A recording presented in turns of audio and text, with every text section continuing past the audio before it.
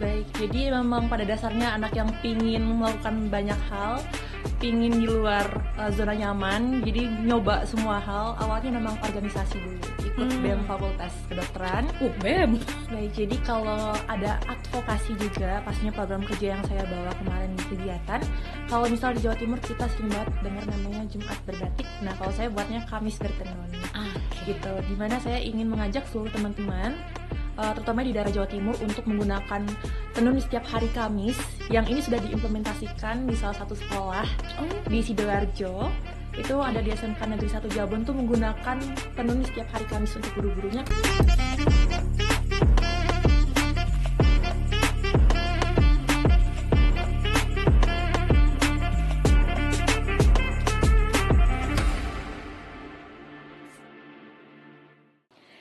Halo teman-teman, welcome back to podcast Let's Talk. Hari ini kita ngobrol-ngobrol bersama dengan alumni Universitas Brawijaya yang tahun kemarin baru saja mengukir prestasi dan mengharumkan nama kampus kita tercinta. Ia memperoleh juara pertama dalam ajang Putra Putri Songket dan Tenun Indonesia. Langsung aja kita ngobrol dengan Ida Ayu Gabriela Sanjaya. Halo. Halo Kak, selamat pagi. Selamat pagi. Gimana kabarnya hari ini? Baik, luar biasa. Oke, boleh kenalan dulu nih biar teman-teman tahu siapa sih sosok seorang Gaby ini. Baik, perkenalkan saya Ida Ayu Gabriela Sanjaya. Usianya 22 tahun, saya merupakan alumni dari Sarjana Kebidanan sekaligus profesi bidan dari Fakultas Kedokteran Universitas Brawijaya Malang. Wah, luar biasa.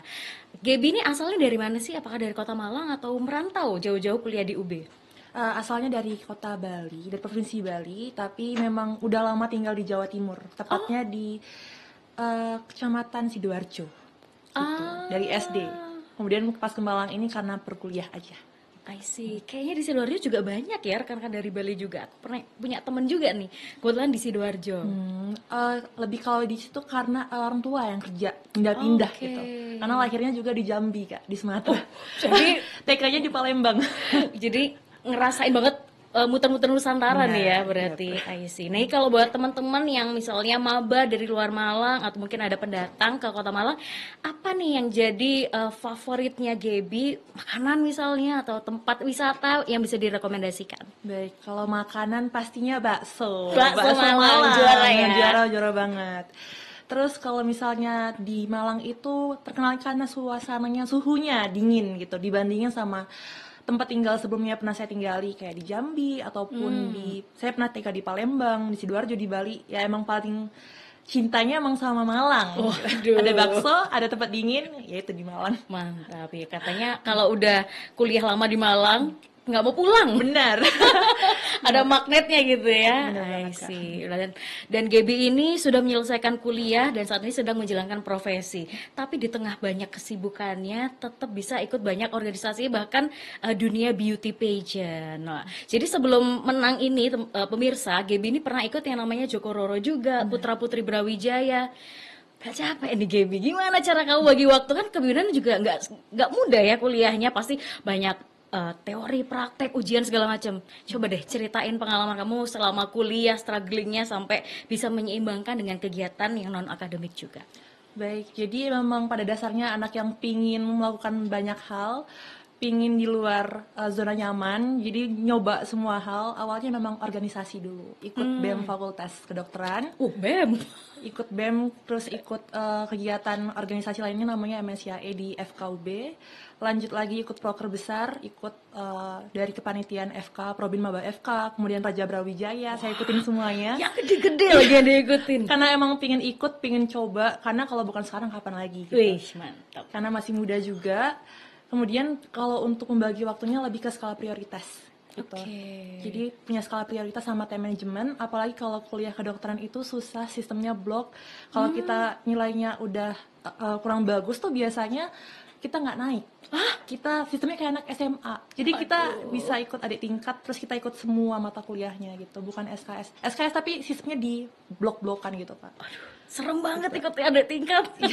Jadi kayak adik tingkat nanti jatuhnya. Oke. Jadi ya itu buat skala prioritas time management buat ikut kegiatan yang non akademik maupun akademik gitu. Ini menarik nih, ngomongin soal skala prioritas kayak gitu, apakah Gaby punya cara khusus untuk membuatnya? Misalnya, aku daily activity-nya aku tulis di Google Calendar misal, atau bikin di Excel segala macam. Gimana nih tipsnya dari Gaby? Kalau dulu pas zaman kuliah itu tulisnya di Google Calendar di Google. Itu kalau misalnya kita ikut kepanitiaan atau organisasi biasanya ada rapat, rakro, rabes gitu. Saya tulisin semuanya per hari gitu. Setiap pagi saya datang ke kampus misal pelajarannya jam 8. Tapi saya datang jam 6 pagi. Karena saya mau ngerjain kegiatan kepanitiaan dulu. Gitu. Terus baru nanti kuliah. Jadi pas kuliah tuh emang ngambis gitu loh Kak, ngambis organisasi dan juga perkuliahan. Tapi memang sempat struggle karena ada masa percobaan, jadi kayak kita mungkin masih adaptasi tentang perbedaan dari SMA ke kuliah gitu. Sempat struggling tapi lama-lama udah biasa gitu Kak. Luar biasa. Jadi notif HP-nya Gaby itu bukan SMS atau WA, tapi Google Calendar, meeting, apa segala macam ya. Wah, luar biasa.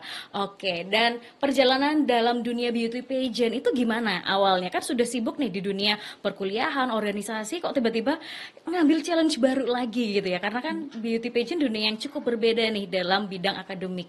Gimana tuh?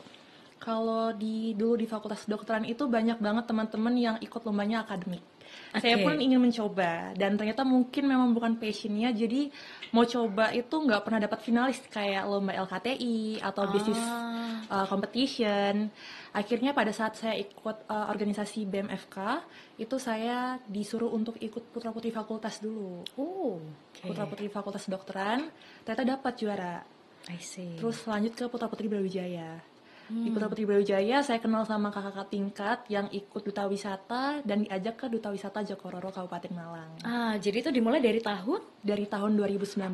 Wah, zamannya COVID ya. Zaman COVID tahun 2020. Oh oke. Jadi sebelum itu masih ngerasain acara yang offline gitu ya. I see. Wah, luar biasa ya. Pegang jabatan berarti saat COVID melanda bahkan itu. Wow. Oke. Dan untuk Putri Tenun dan Songket Indonesia ini ceritanya gimana nih? Sampai akhirnya bisa mewakili Jawa Timur dan jadi juara di Indonesia. Iya, jadi sebelumnya itu dari kakak tingkat Jokororo, atau tepatnya kakak tingkat Roro Kabupaten Malang tahun 2016, ada Roro Reva itu ikut acara ini. Itu yang memperkenalkan pertama kali saya ke Putra Putri Tenun Songket Indonesia. Terus saya ngeliat ada pendaftaran yang dibuka. Saya juga udah lulus profesi di bulan Agustus kemarin. Jadi kenapa nggak nyoba aja gitu. Tapi apa nih yang bisa saya kenalin? Karena brandingnya dari Jawa Timur itu batik biasanya Kak. Kalau misal Jawa Timur kita mungkin nggak banyak yang tahu kalau punya tenun. Gitu. Akhirnya saya cari tahu dan saya sampai nanya ke penggiat seni di Kota Malang. Dari penggiat seni itu ternyata mengatakan bahwasannya Jawa Timur ini nggak punya yang namanya tenun. Sampai saya disalahkan karena saya duta wisata tapi nggak tahu kalau Jawa Timur itu nggak punya tenun. Padahal aslinya ada dan itu sangat disayangkan menurut saya. Sehingga saya merasa bahwasannya emang karena saya tahu, saya juga generasi muda. Jadi kenapa nggak saya aja yang memulai untuk memperkenalkan? Gitu. Wah, ini menarik nih karena aku juga nggak tahu kalau ternyata di Malang khususnya ya, di Jawa Timur. Di Jawa Timur itu punya tenun. Kayak gimana tuh? Apakah yang dipakai oleh Gaby atau seperti apa? Yang dipakai Gaby ini mungkin tenun dari tempat yang lain atau seperti apa? Kalau tenun yang saya pakai ini tenun Baduy dari daerah Banten. Kemudian kalau dari Jawa Timur sendiri tuh ada 6 daerah yang punya sentra tenun. Yang saya angkat kemarin di pemilihan Putra Putri Tenun Songket Indonesia itu tenun dari daerah Gresik, tenun ikat Gresik. Oke, dan sebenarnya kain-kain tenun tuh semuanya bisa dijadikan kayak pakaian gitu ya? Nggak hanya kalau zaman dulu orang mikirnya tenun dibuat kayak sarung doang atau diselempangin gitu ya. Kalau sekarang penggunaannya sudah bahkan masuk ke industri fashion atau seperti apa nih? Benar, kalau misalnya tenun sendiri tuh bisa digunakan banyak hal, bukan hanya dari selempang aja atau jari bawahan, tapi bisa dibuat sesimpel scrunchie. Karet rambut? Iya, karena kemarin yang saya kenalkan dari tenun ikat Gresik itu saya buat scrunchie, terus saya bagikan ke seluruh finalis yang ada di sana. Seru banget. Biar nanti teman-teman dari, kan di sana kan banyak ya Kak, dari Sabang sampai Merauke ada. Jadi saya bagikan semua biar mereka tahu ini tenun dari Jawa Timur loh, tenun ikat Gresik yang bentuknya scrunchie gitu kan. Keren banget. Kok bisa kepikiran kayak gitu ya? Karena memang kan sasarannya anak muda dan kalau misalnya saya kasihkan belum tentu dipakai, tapi kalau scrunchie pasti dipakai. apalagi sama yang perempuan gitu Kak. I see. Wah, ini menarik ya. Idenya brilian sekali ya, kepikiran ya. Ini mendobrak juga pasar anak muda biar tahu kalau sekarang orang-orang mungkin seringnya mendengar kamis berbatik kayak gitu ya, bahkan seragam sekolah, dan tenun kayaknya mulai dikembangkan lagi. Sebenarnya apa sih latar belakang dari adanya putra putri songket dan tenun Indonesia? Apakah mungkin popularitasnya yang sudah mulai ditinggalkan, atau bahkan anak muda ini malah belum tahu sehingga perlu adanya teman-teman seperti Gaby yang mengenalkan kembali budaya Indonesia ini? Baik Kak, untuk Putra Putri Tenun Songket ini kan memang wadah Kak untuk kita sebagai generasi muda itu untuk memperkenalkan yang cinta budaya, terutama masalah tenun. Karena kebetulan kalau batik memang udah ada penggaungannya sendiri seperti Jumat Berbatik. Tapi kalau tenun sendiri ini sampai ada yang namanya tenun ini diambil alih oleh negara lain. Karena memang belum ada hakinya, belum ada hak ciptanya gitu. Karena di daerah lain kayak di Thailand kah ada sendiri, kan mereka ada sendiri bentuk songket namanya. Songketnya mereka tuh ada sendiri, dan gimana caranya kita sebagai generasi muda dengan platform ini dapat mengangkat tenun dan songket ini agar punya yang namanya hak cipta dari haki tadi. I see. Gitu Kak. Jadi sampai sekarang belum punya ya Indonesia sendiri? Belum ada, karena kan kita ada motif-motifnya sendiri yang kayak batik aja sempat diklaim sama Malaysia. Jadi gimana caranya tenun dan songket jangan sampai juga diklaim seperti itu. I see. Wah, ini PR yang berat ya buat generasi muda. Setidaknya tahu dulu gitu ya. Iya, tahu tahu dulu, dulu gitu. baru nanti mulai membiasakan diri menggunakan itu. Oke. Nah, kalau ngomong-ngomong soal di industri fashionnya sendiri, apakah mudah nih buat anak-anak muda memperoleh gitu ya kain tenun atau yang sudah menjadi pakaian gitu? Karena biasanya yang ditemukan mungkin masih berbahan kayak sarung atau kain kayak gitu. Baik, kalau misalnya untuk tenun tuh sebenarnya banyak banget dijual di pasaran, tapi memang belum spesifik tenun Jawa Timur. Masih seperti tenun Jepara atau tenun Bali yang biasanya digunakan untuk wisuda atau untuk pergi ke kondangan bawahan gitu. Itu biasanya dipakainya memang tenunnya bukan tenun Jawa Timur, karena memang untuk produksi dari sentra tenun Jawa Timur itu masih belum sebanyak dari daerah Bali ataupun daerah Sumatera seperti itu. I see, ini langsung ring the bell kayak kalau biasanya emak-emak gitu ya, acara kondangan apa segala macam. I see. Wah, seru banget nih. Nah, berarti tugas beratnya dari seorang Gaby dan juga teman-teman yang semua menjadi finalis sekarang, selain mengenalkan kepada generasi muda, apakah ada proker-proker tertentu untuk lebih menggaungkan lagi nih tentang tenun di Indonesia? Baik, jadi kalau ada advokasi juga, pastinya program kerja yang saya bawa kemarin di kegiatan. Kalau misal di Jawa Timur kita sering banget dengar namanya Jumat Berbatik. Nah, kalau saya buatnya Kamis Bertenun. Gitu. Dimana saya ingin mengajak seluruh teman-teman, terutama di daerah Jawa Timur, untuk menggunakan tenun di setiap hari Kamis. Yang ini sudah diimplementasikan di salah satu sekolah di Sidoarjo. Itu ada di SMK Negeri 1 Jabon tuh menggunakan tenun di setiap hari Kamis untuk guru-gurunya, karena memang ada mata pelajaran dari ada mata pelajaran dari menenun sendiri gitu di sana. Ada Kak. Dan mereka akhirnya menggunakan tenun di setiap hari Kamis untuk guru-gurunya gitu. Wow. Ada ya sekolah yang menerapkan pelajaran tenun tadi? Benar, satu-satunya di Jawa Timur tuh masih ada di daerah Sidoarjo itu. Oke, tenun tuh yang agak sulit Iya, lebih ya. Benar. Wow, itu menjadi salah satu mata pelajaran. Iya. Keren banget di Sidoarjo. Siapa tahu nanti ada sekolah-sekolah lain, at least ekskul lah ya, Benar, biar iya. jadi anak muda tuh tahu nggak cuman batik. Kalau batik kayaknya sudah mulai banyak ya, tempat-tempat untuk nyoba nyanting apa segala macam.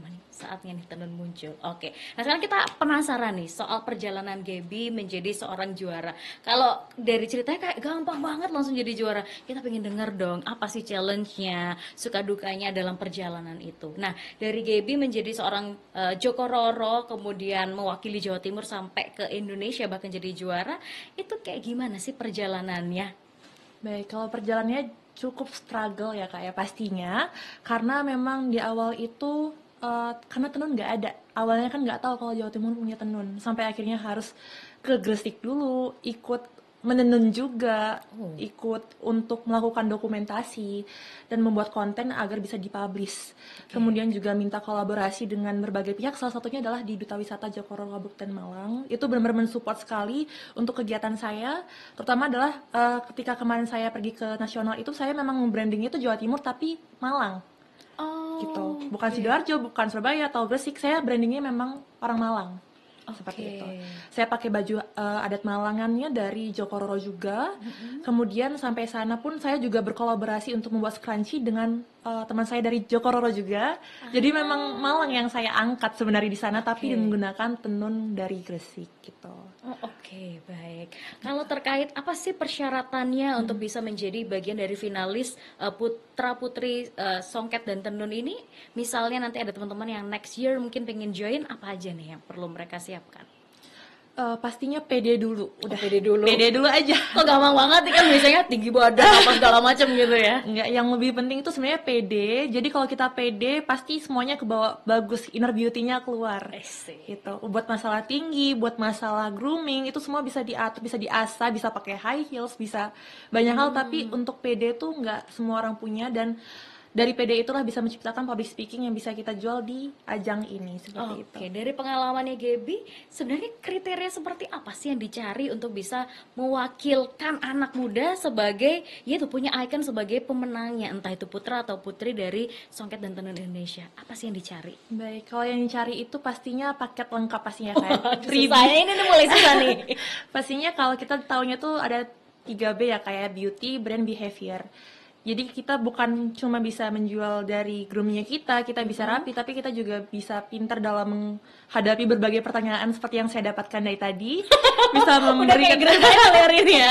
Bisa menjawab semuanya, kemudian sama behaviornya kepada orang-orang gitu. Karena kan kalau misalnya orang kalau sudah bisa menjadi pemenang, kadang ada yang star syndrome gitu, jadi kayak mungkin mereka mikirnya udah menang jadi bisa kelihatan lebih keren, padahal makin kita menang tanggung jawabnya jauh lebih besar menurut saya. Betul, gitu. Harus lebih down to earth aja. Wih, mantap.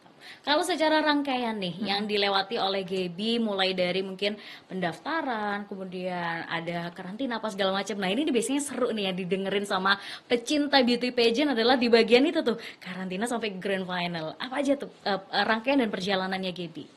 Baik, kalau untuk rangkaiannya itu diawali ada pra-karantina terlebih dahulu itu secara online, secara Zoom 7 kali. Nah, banyak banget. Iya, banyak banget kebetulan.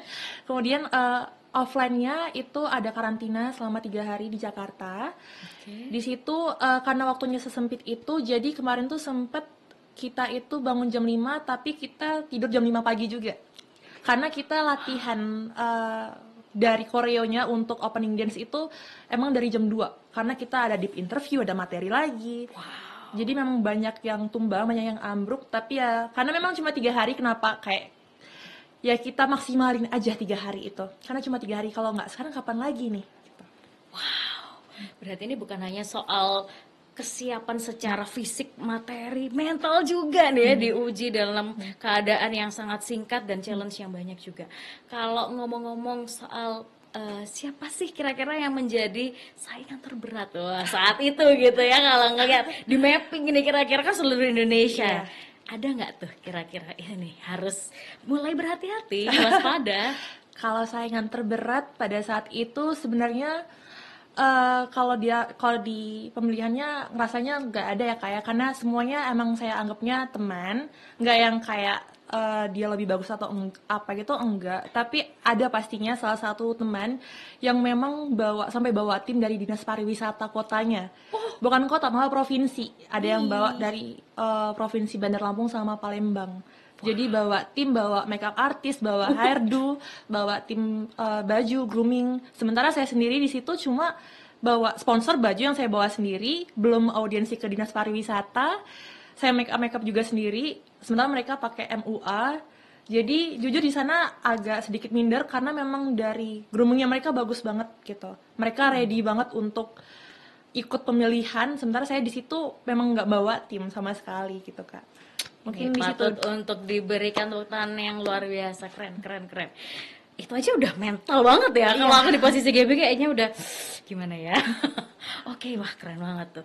Oke, kemudian ada nggak sih cerita-cerita unik atau ini memorable banget, gak bisa aku lupain banget selama perjalanan ataupun rangkaian yang Gaby lalui di sana? Untuk perjalanan yang paling memorable tuh semuanya memorable. Oke. Ketemu banyak teman banget dari seluruh provinsi, ada yang misalnya dia daerah asalnya Sumatera Utara, tapi dia mewakili Kalimantan Selatan tuh ada. Oh, karena kuliah mungkin ya? Karena kuliah, ada yang dia Sumatera Utara tapi dia mewakili Papua, ada karena dia bekerja di Papua. Itu ada Kak Erwin, ada Bunda Dedi, jadi banyak banget teman di sana. Rasanya di sini memorable-nya karena saya menjadi diri sendiri. Saya cuma memberikan ini, saya nggak ngebuat diri saya jadi emang pengen jadi juara satu. Kadang kan ada Kak, kalau misalnya kita Ah, jadi ngediva gitu. Kadang kan wis. bahasanya pengen terlihat anggun gitu. Tapi saya grapia aja di sana. Jadi Oh, orang Malang friendly bener. ya bahasa. Ya, grapia ya. Bahasa. Humble aja gitu di I sana, see. dapat banyak temen. Ternyata dapat banyak temen pun dapat bonus juga jadi juara. Gitu. Alhamdulillah. Jadi sebenarnya dari Malang nggak kepikiran tuh kan biasanya kalau sudah lomba mewakili provinsi ada target nih entah dari dinas pariwisatanya atau apa segala macam, at least masuk favorit atau top 3 kayak gitu-gitu, ada nggak tuh pressure dari kakak tingkat atau mungkin dinas yang menaungi Gaby kayak gitu? Jujur untuk pressure dari dinas pariwisata terkait, apalagi dari Jokoro Kabupaten Malang itu dari dinas pariwisata kabupaten nggak ada Kak. Pressure-nya itu lebih dari diri sendiri aja. Wah, Diri sendiri tuh pingin kayak ngasih yang terbaik. oke. Ya kalau misalnya ada target pasti ada, tapi misalnya pun nggak bisa mencapai targetnya, ya udah yang penting udah ngasih yang terbaik aja di sana. Oke, kalau kata orang set mimpi tinggi, jadi kalau jatuh nggak langsung ke aspal gitu, Iya, masih di awan lah ya, benar. masih aman. Oke. Nah tadi belum kebahas soal karantina nih, aku sebenarnya agak penasaran. Dari proses karantina apa aja tuh yang disiapin dari tim di nasional biar teman-teman nih siap waktu grand final? Kalau untuk persiapannya, mungkin persiapan pribadi atau persiapan dari panitia? Boleh yang pribadi seperti apa, yang dari pihak penyelenggara seperti apa? Oke, kalau pribadi itu pastinya menyiapkan outfitnya terlebih dahulu pastinya, karena memang dimintanya outfitnya berbahan dasar tenun. Tapi di Jawa Timur kan memang masih belum banyak penggunaan baju tenun dari Jawa Timur. Tapi alhamdulillahnya memang dapat beberapa sponsor. Salah satunya emang orang-orang Malang yang saya pakai lagi, kayak mahasiswa Malang UM gitu. Saya pakai bajunya. Tapi memang tenunnya tenun Jepara. Ada juga yang dari Kediri juga ada sebenarnya tenun Kediri, tapi pasangan saya make. Ah, Pasangan saya oke. yang dari Jawa Timur juga yang laki-laki gitu. Memang persiapannya itu kita nyari outfitnya yang agak susah, Oke. tapi yang di situ saya mikir kalau misalnya memang kekurangan saya dari outfit, berarti saya harus punya kelebihan di tempat yang lain. Wih, strategik sekali ya, mantap banget. Jadi yang saya lebihkan itu adalah keilmuan saya dasarnya dari tenun dan songket sama public speaking yang saya jual di sana gitu Kak. Oke, ini menarik. Apakah yang menjadi juara saat ini juga pasangan dari sama-sama Jawa Timur atau akhirnya di sana nanti dipasangkan kembali sesuai dengan peringkat individual masing-masing? Ini sesuai dengan peringkat individual masing-masing. Kebetulan yang juara satu laki-lakinya dari Lampung. Oke. Kalau juara dari Jawa Timurnya, perwakilan Jawa Timur yang laki-laki itu jadi best sosial media. Oke, tapi apakah keduanya dari Jokororo Kabupaten Malang juga atau beda nih? Kan, kalau misalnya saya dari Jokororo, kalau teman saya ini bukan duta wisata tapi Koko Cici Jawa Timur, Oh. Kak. Revaldi Zain. Koko Oh, beda Cici. banget ya? Iya, beda banget emang. Oh, berarti sebenarnya terbuka untuk umum, Terbuka harus umum. nggak harus dari duta wisata yang notabene dari misalnya Jokororo atau Kakang Bayi apa segala macam enggak ya? Enggak, terbuka untuk umum, tapi memang mostly yang ikut dari duta wisata seluruh Indonesia gitu Kak. Kalau di Palembang tuh ada CAyu, kalau di Palembang tuh Muli Makan, nah itu mereka ikut semua perwakilan yang misalnya kasarnya kita raka-raki lah yang ikut ke ajang ini, sementara saya masih tahap kabupaten gitu. Jadi memang pressure-nya karena mereka semua udah di atas saya, mereka perwakilan provinsi gitu. Oke, wah menarik ya. Ini nambah ilmu baru kalau ternyata dunia beauty pageant banyak banget ya, duta wisata macem-macem juga. I see. Nah ini buat teman-teman nih kira-kira yang pengen menjadi seperti Gaby, kira-kira mereka harus nyicil apa dulu nih dari soft skill-nya lah at least. Apa aja nih kira-kira? Oke, untuk soft skill untuk dunia pageant itu pertama pastinya public speaking dulu Kak. Public speakingnya harus digencarin sama PD. Balik-balik lagi adalah PD. Karena mau sepinter apapun public speakingnya, kalau dia nggak pede, grogi, itu bakal buyar semua pastinya. Aduh. Kalau Gaby ini ikut sekolah khusus atau learning by doing atau kayak belajar sendiri lah atau didak gimana nih? Siapa tahu ada teman-teman yang nggak bisa, Kak, aku harus belajar sama orang kayak gimana tuh kira-kira? Oke, kalau saya kebetulan karena basicnya memang anak organisasi, jadi emang belajarnya learning by doing. Dari organisasi itulah yang membawa saya bisa ngomong depan umum, sampai akhirnya saya bisa nge-MC tapi di tingkat fakultas sama universitas. Itu karena memang basicnya dari organisasi dulu Kak. Nggak ikut kelas ataupun sebuah himpunan perkumpulan itu nggak ada. Ya zaman sekarang kan banyak ya sekolah-sekolah yang belajar etika, modeling apa segala macam. Gaby bahkan nggak ke sana ya, tapi bisa jadi juara. Wah, luar biasa. Jadi ini ada kesempatan nih buat teman-teman semua yang mungkin ada terkendala biaya atau waktu dan sebagainya, bisa kok. Ini buktinya nih ya, seorang Gaby jadi juara mewakili Jawa Timur dan juara 1. Berarti ini akan menjabat mulai kapan sampai kapan nih Gaby nanti? Mulai menjabatnya dari bulan kemarin Kak, dari Desember ketika dikukuhkan sampai 2020, nanti hampir mau pergantian yang ke tahun berikutnya dari Putra Putri Tenun Songket. 1 tahun berarti 1 ya tahun masa menjabat. jabatannya. Oke, baik. Nah, ini terakhir, wah, last question ya. Pertanyaan pamungkas gitu ya dari Gaby sebagai seorang Putri Tenun dan Songket Indonesia. Apa nih pesan buat anak-anak muda khususnya yang berkaitan dengan gelar yang Gaby pegang saat ini? Untuk pesannya itu adalah be the best version of you. Karena ketika kita jadi best version of us itu kita bisa kemana-mana. Dan if not now, then when? If not me, then who? Gitu. Jadi diri sendiri aja yang paling baik, yang paling bagus, karena ini yang akan kita bawa nanti ke masa depan kita.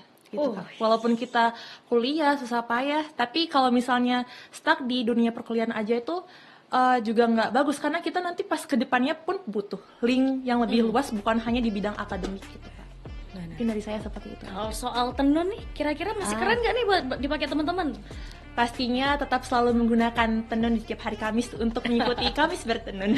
Asik. Oke, thank you Gaby sudah mau sharing. Sukses selalu, semakin menginspirasi. Kita tunggu gimana nih gebrakan-gebrakan Gaby bersama rekan-rekan selama 1 tahun jabatan ke depan nanti. Siap. Oke, teman-teman, makasih juga udah nonton di episode kali ini. Semoga apa yang disampaikan Gaby juga memberikan inspirasi dan motivasi untuk kita terus selalu maju. Dan sampai jumpa di episode berikutnya. See you soon. Bye-bye.